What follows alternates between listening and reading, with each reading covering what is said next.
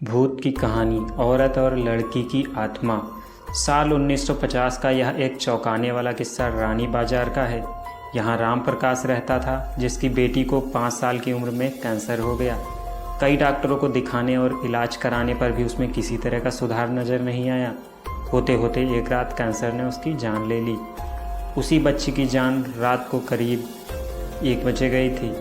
उसी रात को पास के ही एक गांव की महिला मोहिनी को एक ट्रक ने टक्कर मार दी थी।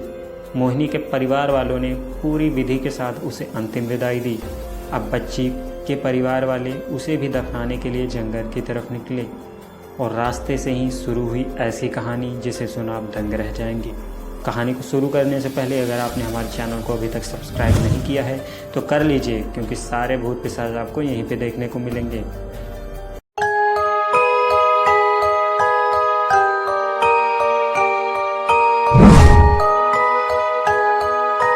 जंगल जाते समय अचानक से उस लड़की के शरीर में हलचल हुई। सभी हैरान हो गए कि मृत लड़की का शरीर कैसे हिल रहा है। थोड़ी ही देर में लड़की जिंदा हो गई और उसके परिवार वाले खुशी खुशी उसे अपने साथ घर ले आए। किसी को इस बात की भनक नहीं थी कि उस लड़की के अंदर उसी रात ट्रक से टकराने वाली मोहिनी की आत्मा घुस गई थी। बच्ची जब से मौत से लौटकर आई थी तब से ही उदास और चुपचाप एक कोने में बैठी रहती थी। एक दिन उसकी माँ ने उसे खुद अपने हाथों से खाना खिलाया और मामा के घर लेकर जाने की बात कही। खाना खिलाकर उसे अच्छे से तैयार करके वो अपने मायके ले गई। रास्ते में वो बच्ची जैसे ही उस ट्रक के हादसे वाली जगह पहुंची तो उसने अपनी माँ को कहा कि मेरा गांव इधर है। माँ ने उसकी बातों पर बिल्कुल गौर नहीं किया और उस बात को हंसी में टाल दिया। कुछ ही देर में वो अपनी बेटी के मामा यानी अपने भाई के घर पहुंच गई।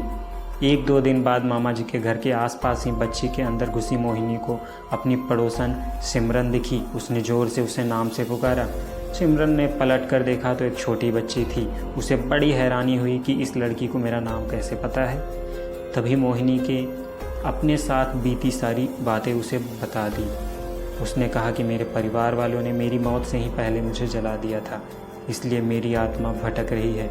उसी दिन इस लड़की की भी मौत हो गई थी तो मैं इसके शरीर में भी घुस गई। सिमरन ने ये बात अपने गांव जाकर सबको बता दी। पूरे गांव वाले और उसके रिश्तेदार मोहिनी से मिलने के लिए उसी बच्ची के मामा के घर के पास पहुंच गए। उस लड़की के अंदर रह रही मोहिनी की आत्मा ने सबको एक एक करके पहचान लिया।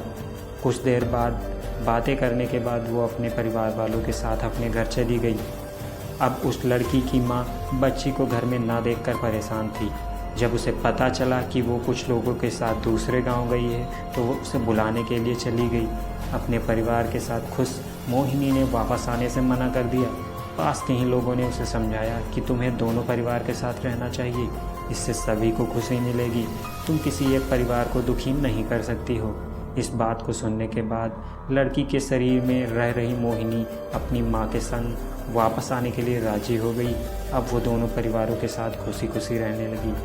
कहानी से हमें यह सीख मिलती है कि जल्दबाजी में किया गया कार्य अधूरा ही रह जाता है, इसलिए कोई भी कार्य करने से पहले उसे अच्छे से देख और परख लेना चाहिए।